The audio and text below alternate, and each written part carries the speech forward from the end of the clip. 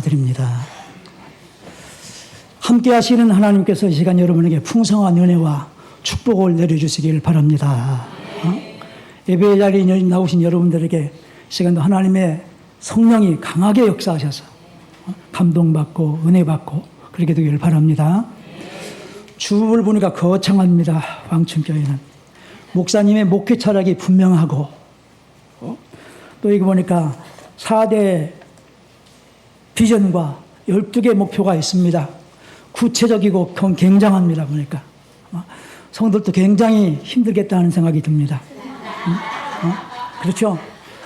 어떤 기도로 말씀으로 비전과 목표를 꼭 이루어가시기를 바랍니다. 여러분 그런 말이 있습니다. 목표가 분명하면 방법도 분명하다. 목표가 분명하면 할 수 있는 기회 여러 가지가 있다는 거예요. 여러분 유명한 링컨 대통령 아시죠? 한 번은 어떤 기자가 링컨 대통령에게 물었습니다. 당신의 그 성공과 존경의 비결이 뭡니까? 링컨 대통령이 이야기합니다. 간단합니다. 저는 실수를 많이 했습니다. 실패를 많이 했습니다. 그러나 목표는 잃지 않았습니다. 무슨 얘기입니까? 나는 목표가 분명했고 실수하고 잘못되도록 포기하지 않고 계속 목표를 향해 나갔더니 성공할 수 있었다. 그렇죠? 여러분 목표를 이뤄가고 믿음 생활을 해나가는데 어려움이 있지만 자꾸 그걸 극복하고 열심히 해나가면 반드시 아름답게 성취될 줄로 믿습니다. 성경에 보면 하나님께서 개인적으로 칭찬한 사람들의 이야기가 많이 나옵니다. 예를 들어 모세입니다. 이 사람 모세는 온유함이 지면의 모든 사람보다 더하더라. 하나님이 칭찬했습니다. 모세는 누구보다도 온유하고 부드러운 사람이라는 거예요. 겸손한 사람이었다는 것입니다. 또 다윗 왕 여러분 잘 알죠? 내가 이새의 아들 다윗을 만나니 내 마음에 합한 사람이라. 하나님 마음에 드는 사람, 하나님 마음에 맞는 사람이었다는 거예요. 그래서 큰 일을 맡겼습니다. 예수님의 제자 가운데 나다나엘이라는 사람이 나옵니다. 빌립의 손에 이끌려서 예수님께 처음 나왔을 때 예수님이 이렇게 말합니다. 보라, 이는 참으로 이스라엘 사람이라. 그 속에 간사한 것이 없다. 진실한 사람이었다는 거예요. 그래서 예수님의 제자로 삼으셨습니다. 다 하나님께서 귀하게 쓰신 사람들이죠, 보면. 여러분이 한번 물어보겠습니다. 그러면 여자가 낳은 자 중에 가장 큰 자라고 하는 칭찬을 받은 사람은 누굽니까? 누구예요? 세례요한이죠. 세례요한. 마태복음 11장 11절 보면 내가 진실로 너에게 말하노니 여자가 낳은 자 중에 세례요한보다 큰 이가 일어남이 없도다. 쉽게 말하면 세례요한 위대한 사람이라는 거예요. 위대한 하나님의 일꾼이라는 거예요. 얼마나 큰 칭찬입니까? 그가 어떤 사람이기에 이런 큰 칭찬을 받았습니까? 오늘 말씀을 드리려고 합니다. 그런 하나님께 귀하게 쓰임받은 사람입니다. 첫째로 그는 주님의 길을 예비한 사람입니다. 여러분 세례 요한은 어떻게 보면 신비한 사람입니다. 우선 그의 탄생 과정이 신비합니다. 그렇죠? 그의 아버지는 사가랴라는 제사장인데 아들을 낳지 못했어요. 그래서 하나님 간절히 기도했습니다. 어느 날 가브리엘 천사가 나와서 이렇게 응답해 줍니다. 천사가 그에게 이르되 사가랴여 무서워하지 말라. 너의 간구함이 들린지라. 내 아내 엘리사벳이 내게 아들 낳으리니 그 이름을 요한이라 하라. 하나님께서 그 기도를 들으셨다는 응답하셨다는 거예요. 그리고 이름까지 지어졌습니다. 두 번째로 세례요한 그 모습이 신비합니다. 세례요한은 광야에 살면서 메뚜기와 석청을 먹고 허리에 가죽띠를 띠고 낙타 털옷을 입었다는 거예요. 이것은 모든 세상의 모든 욕심을 다 버렸다는 뜻이고 하나님께 헌신했다는 뜻이고 하나님께 소망을 두고 살아간다 그런 뜻입니다. 여러분 구약의 나실인이 그런 사람이었죠. 보면 나실은 세 가지 기준이 있습니다. 첫째는 포도주와 독주를 멀리하고 그다음에 머리를 깎지 아니하고 뭐 길게 늘어뜨리고 또 시체를 만지지 않는 세례요한이 나실인이라고 할 수 있습니다. 누가복음 1장을 보면 천사가 세례요한에 대해서 이렇게 예언했습니다. 첫째는 그 사람은 주 안에서 큰 자가 될 것이다. 두 번째는 이스라엘 자손을 주께 돌아오게 할 것이다. 세 번째는 주를 위해 세운 백성을 준비할 것이다. 다시 말하면 사람들이 메시아를 맞을 준비를 시킬 것이다. 그런 말입니다. 실제로 세례요한은 예수님과 6개월 먼저 탄생했습니다. 그래서 사역을 시작했습니다. 그래서 많은 사람들의 크게 주목을 받았습니다. 그리고 성경의 예언처럼 세례 요한은 이스라엘 백성이 메시아를 맞을 준비하게 만든 사람이 세례 요한입니다. 세례 요한이 회개의 세례를 전파했죠. 누가복음 3장 7절로 9절에 보니까 엄하게 말씀했습니다. 독사의 자식들아, 누가 너에게 일러 장차올 진노를 피하라 하더냐. 그러므로 회개에 합당한 열매를 맺고 속으로 아브라함이 우리 조상이라고 하지 말라. 이미 도끼가 나무 뿌리에 놓여 있으니 좋은 열매 맺지 않은 나무마다 찍혀 불에 던지리라. 무서운 말씀이잖아요. 심판이 임했다는 거잖아요. 아브라함 자식 그거 자랑하지 말라는 거예요. 보면. 많은 사람이 찌르는 받고 세례 요한에게 찾아와서 묻습니다. 그러면 우리가 어떻게 해야 됩니까? 근데 세례 요한은 회개의 구체적인 방법을 가르쳐 줍니다. 옷 2벌 있는 사람들은 옷 없는 사람에게 나눠줘라. 먹을 것이 있는 사람도 그렇게 해라. 세리들은 부과된 것 이상으로 세금을 거두지 말아라. 군인들은 강포하지 말고 사람을 강탈하지 말고 받는 급료를 족하게 여겨라. 많은 사람들은 세례는 강하게 메시지를 청하고 회개를 촉구하다 보니까 아, 저분이 메시아인가 보다, 구원자인가 보다 그렇게 생각을 했습니다. 착각을 한 것이죠. 그때 세례관이 뭐라고 합니까? 본문 28절이 보니까 나는 그리스도가 아니요 그의 앞에 보내심을 받은 자다. 나는 메시아가 아니고 구원자가 아니고 구원자의 길 예비하는 사람이라. 자기 역할을 분명히 이야기했습니다. 그는 자신이 누구며 무엇을 위해서 세상에 왔는가를 분명히 알았습니다. 자신의 정체성과 자기의 사명도 잘 알고 있었습니다. 여러분, 사람은 그래요. 자기가 누구인지 자기 자신은 분명히 알 때 거기에 분수에 맞는 행동을 할 수 있는 것입니다. 또 마땅히 해야 할 일을 할 수 있습니다. 분수를 알지 못하면 엉뚱한 일을 하게 되고 잘못을 저지르게 되고 그렇습니다. 여러분, 우리의 신분이 뭐예요? 그리스도인이죠. 그리스도인. 성도죠. 그러면 그 신분에 맞게 살아가야 그리스도인답게 신앙인답게 살아가야 될 줄로 믿습니다. 또 우리 많은 사람들은 직분받은 장로님, 권사님, 안수집사님, 교사들 직분을 맡다는 성직, 그것도 성직이죠. 재직답게 살아야 되고 해야 할 일이 무엇인가 알고 그 일을 잘 감당하면서 살아야 됩니다. 직분은 결코 명예가 아닙니다. 만약에 세례원 생각해 보세요. 많은 사람들이 자기에 몰려고 인기가 있다고 해서 우쭐해서 자기 분수를 모르고 메시아인 척 했다고 해보세요. 그럼 어떻게 되겠습니까? 버림받았을 것입니다. 요즘에 이단 사설들이 문제가 많지만 이단 사설의 교주가 하는 짓이 뭐예요? 하나님께 돌려야 영광 자기가 받아. 자기가 메시아라는 거예요. 재림주라는 거예요. 말도 안 되는 거지. 세례 요한은 자기 위치와 사명을 잘 알았습니다. 그래서 예수님의 길을 예비했습니다. 예수 그리스도를 증거하는 삶을 살았습니다. 세례 요한은 예수 그리스도를 그 길을 예비할 뿐만 아니라 예수 그리스도에 대해서 분명하게 이야기했습니다. 요한복음 1장 29절에 보면 보라 세상 죄를 지고 가는 하나님의 어린 양이다. 무슨 말입니까? 구원자라는 거예요. 메시아라는 거예요. 요한복음 1장 30절 그분은 나보다 먼저 계신 분이다. 아까 말씀드렸죠? 탄생적으로 보면 예수님보다 6개월 먼저 세례 요한이 먼저 생을. 그런데 세례 요한 그분은 나보다 먼저 계신 분이다. 하나님이시라는 거예요. 하나님의 아들이시라는 거예요. 또 요한복음 3장 34절 말씀 보면 하나님이 보내신 이는 하나님 말씀을 하나니 이는 하나님의 성령을 한량없이 주시는 분이라. 예수님 하나님 말씀을 전하는 분이고 성령이 충만하신 분이라는 거예요. 또 오늘 보면 뒤에 보면 요한복음 3장 36절 아들을 믿는 자에게 영생이 있고 아들에게 순종하지 않은 자는 영생을 보지 못하고 도리어 하나님의 진노가 그 위에 머물러 있느니라. 그러니까 예수님 어떤 분이라는 거예요? 영생을 주시는 분이라는 거예요. 또 믿지 않는 자에게 심판하시는 분이라는 거예요. 이렇게 세례 요한은 분명히 이스라엘 백성들에게 메시아이신 예수님이 어떤 분인가를 분명히 가르쳐 줬습니다. 이렇게 자기 위치를 잘 알고 예수님의 길을 예배하고 예수님이 어떤 분이 분명하게 가르쳤습니다. 그러니까 세례 요한은 자기가 해야 할 일을 잘 감당한 훌륭한 사역자라 이렇게 이야기할 수 있습니다. 두 번째로 세례 요한은 겸손한 사람입니다. 세례 요한에게 세례를 받으신 예수님께서 공생애를 시작하십니다. 말씀을 선포하시고 요단강변에서 세례를 베푸자 수많은 사람이 세례 요한에서 예수님에게 몰려가는 거예요. 그 광경을 보고 오늘 본문에 보면 세례 요한의 제자들은 섭섭해하는 마음이 들었습니다. 오늘 26절 말씀 보세요.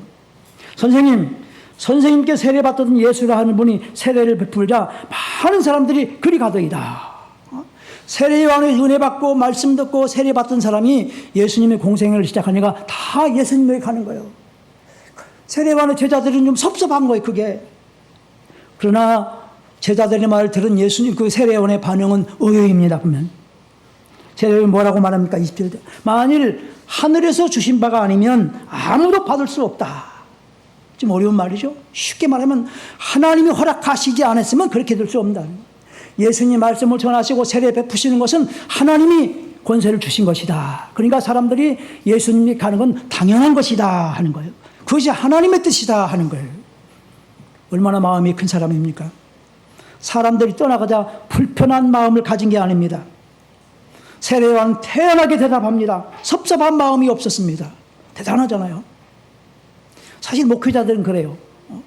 우리 교회 다니다가 다른 교회 다니도 하나님께는 별로 손해가 아니잖아요. 그렇죠? 더 은혜 받고 잘 되면 되잖아요. 그런데 목회자가 하면 어떻죠? 섭섭하지요. 섭섭하.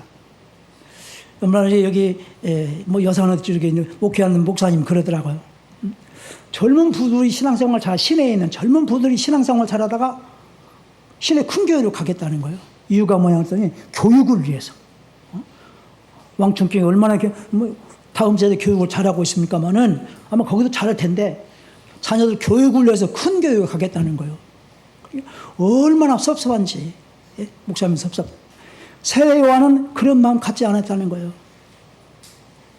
하나님이 능력을 주셔서 예수님 말씀 전하고 세례를 베푸시기 때문에 예수님께 가는 게 당연하다. 그렇게 받아들이는 거예요. 여러분 사람은 그렇지 않죠. 조금만 자존심이 상해도 불평하죠. 기분 나빠하고 때로는 화를 내기도 하잖아요. 우리 신앙인도 애우가 아니잖아요. 세례요한은 그렇지 않았습니다. 사람들이 그런 예수님을 세례요한이 떠나서 예수님에 가도 그런 기색을 내세우지 않았습니다. 조금도 마음이 흔들리지 않았습니다. 당연하게 여겼습니다. 결코 이 사실은 쉬운 일이 아니죠. 그렇죠? 지금 세례요한은 사람들이 메시아로 착각할 정도였습니다. 인기가 있었습니다. 수많은 사람들이 올려서 자기에게 세례를 받고 회개하기도 하고 그랬습니다. 아직 예수님에 대해서는 잘 몰라요. 예수님 이제 공생애를 시작하셨기 때문입니다. 그런데도 사람들이 예수님께 몰려가는데 그걸 당연하게 받아들이는 거예요. 그래야 된다는 거예요. 참으로 겸손한 사람입니다. 요한복음 1장 보면 세례요한이 예수님에 대해서 말씀하는 내용이 나옵니다. 요한복음 1장 26절에 보면 너희가 알지 못하는 한 사람이 계시는데 곧 내 뒤에 오시는 분이시다. 나는 그의 신발끈을 풀기도 감당하지 못하겠노라. 세례요한이 말한 내 뒤에 오시는 분이 누구예요? 예수님이죠. 예수님. 예수님의 신발끈을 풀어주기도 자기는 부족한 사람이라는 거예요. 겸손한 사람이고 인격과 신앙이 성숙한 사람이죠. 자기를 내세우거나 사사로운 감정에 흔들리지 않았습니다. 묵묵히 겸손히 맡겨주신 일을 잘 감당했습니다. 사도 바울이 빌립보 교회를 향해서 권고한 말씀 가운데도 겸손하라는 말이 나오죠.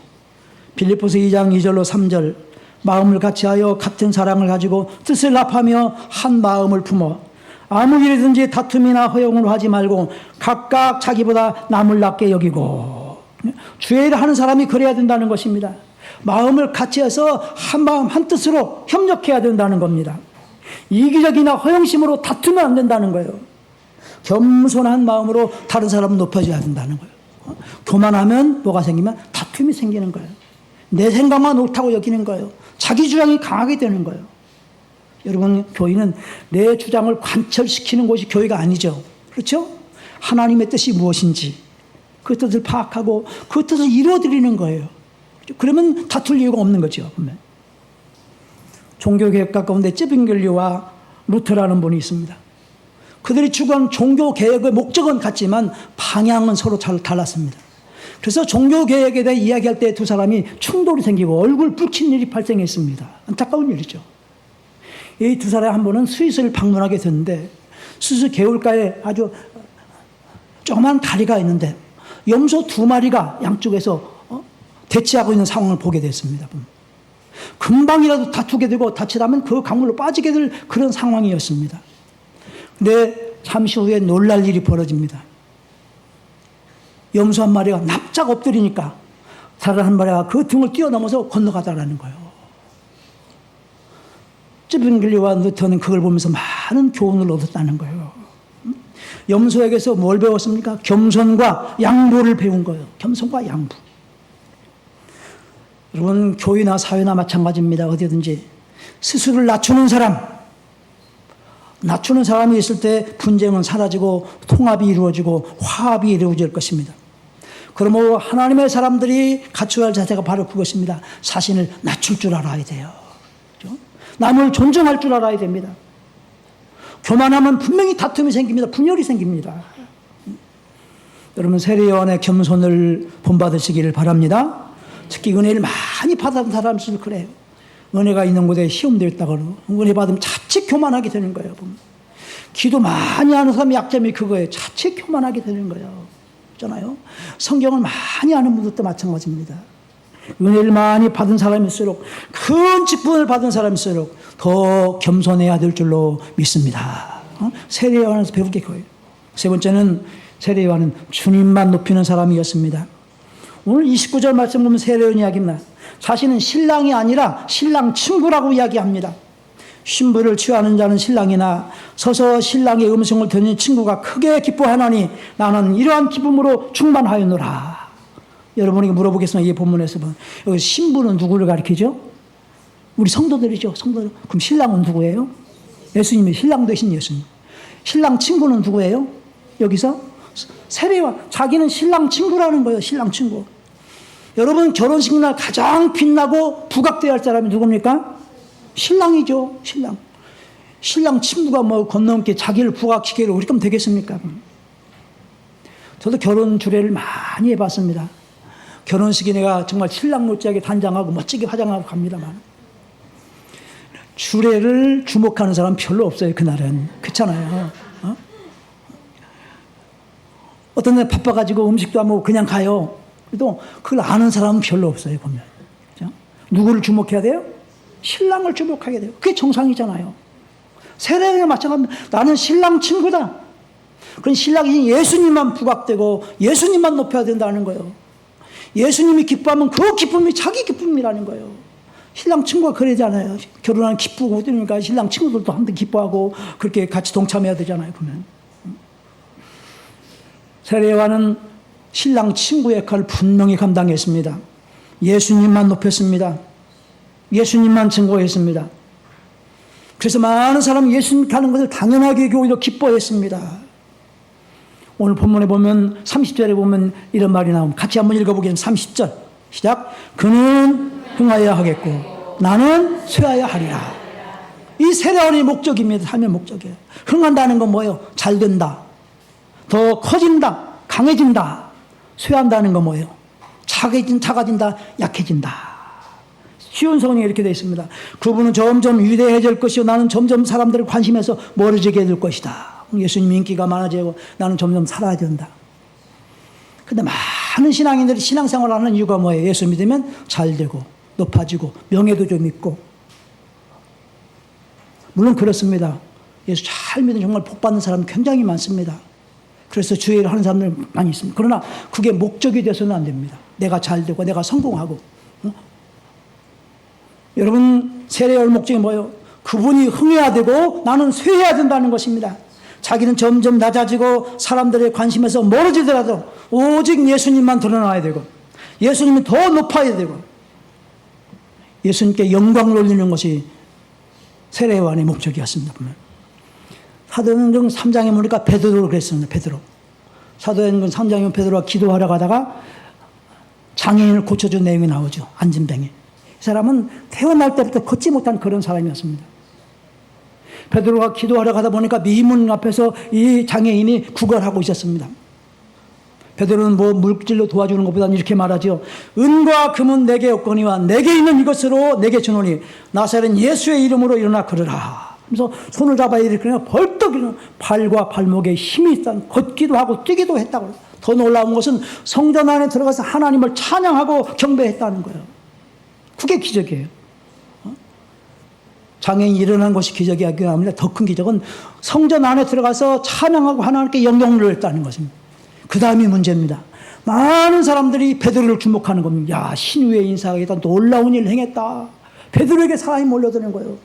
그때 베드로가 뭐라고 이야기합니까? 사도행전 3장 12절. 이스라엘 사람들아, 왜 이를 놀랍게 여기느냐? 우리 개인의 권능과 경건으로 이 사람을 걷게 한 것처럼 왜 우리를 주목하느냐?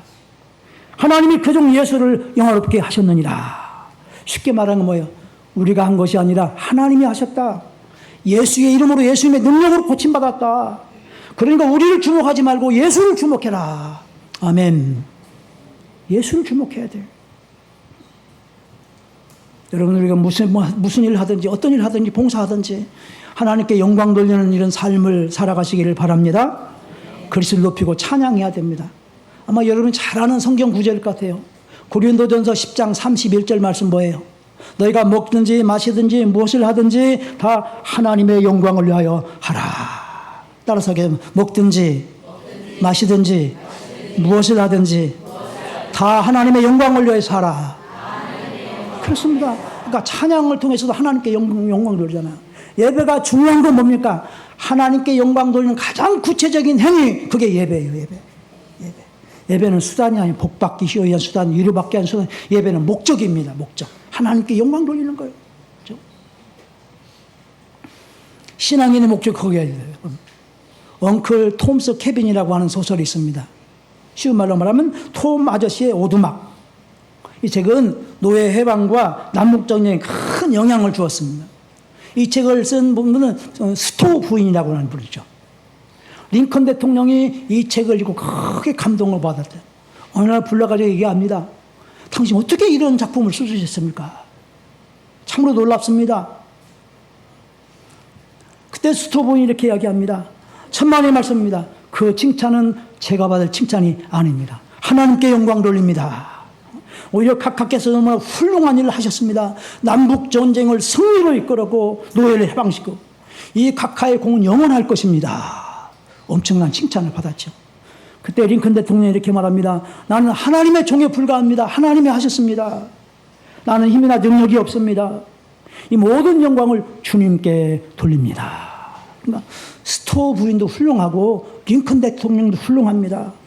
역사에 아름다운 자취를 남겼습니다. 큰 공을 세웠습니다. 또 하나는 뭐예요? 하나님께 영광 돌렸습니다. 그 일을 통해서. 예수님은 겸손히 주님을 높였던 세 요한에서 이렇게 칭찬합니다. 마태복음 11장 11절이죠. 내가 진실로 너에게 말하노니 여자가 낳은 자 중에 세례 요한보다 큰 이가 일어남이 없도다. 세례 요한은 가장 훌륭한 신앙인이라는 거예요. 가장 훌륭한 사역자라는 거예요. 이보다 큰 칭찬이 어디 있습니까? 여러분 누가 진정으로 큰 자이겠습니까? 진정으로 성공한 자고 행복한 자는 누구이겠습니까? 자기 자리에서 묵묵히 하나님의 사명을 감당하는 사람, 그 사람이 진정한 행복자인 줄로 믿습니다. 예수님으로만 기뻐가고 예수님을 위해서 사는 것을 가장 큰 축복을 여기는 것이 그게 아름다운 신앙인의 모습입니다. 여러분 세례 요한처럼 주님께 귀하게 쓰임받는 여러분 되시기를 바랍니다. 세례 요한이 전한 대로 예수 그리스도를 바로 알고 바로 믿는 여러분들이 되시기를 바랍니다. 그리고 세례 요한처럼 나를 낮추고 주님을 높이고 주께 영광 돌리는 여러분 되시기를 바랍니다. 그래서 여러분이 헌신하고 수고함으로 주의 교회가 든든하게 서가고 주의 일이 잘 되고 흥황하게 되기를 주의 이름으로 축원합니다. 기도하겠습니다. 거룩하신 아버지 하나님 감사합니다. 우리 주님의 자녀 삼아주시고 또 여러 가지 직분의 사역자로 삼아주심을 감사합니다. 주님을 잘 믿게 하시고 주신 사명을 겸손히 잘 감당해 나가게 도와주옵소서. 우리 예배를 통해서 사역을 통해서 삶을 통해서 주님을 높이고 주님께 영광 돌리는 우리 성도들이 되게 하여 주옵소서. 주께서 피로 값지고 세우신 이 왕춘교회를 통해서 주님 영광 받아 주시고 주의 아름다운 영향력을 널리 드러내는 귀한 교회가 되게 하여 주옵소서. 이것을 봉사하는 모든 봉사자 사역자들에게 축복하시고 이 교회 출입하는 모든 이들에게 한량없는 은총을 베풀어 주옵소서. 예수님 이름으로 기도하옵나이다. 아멘.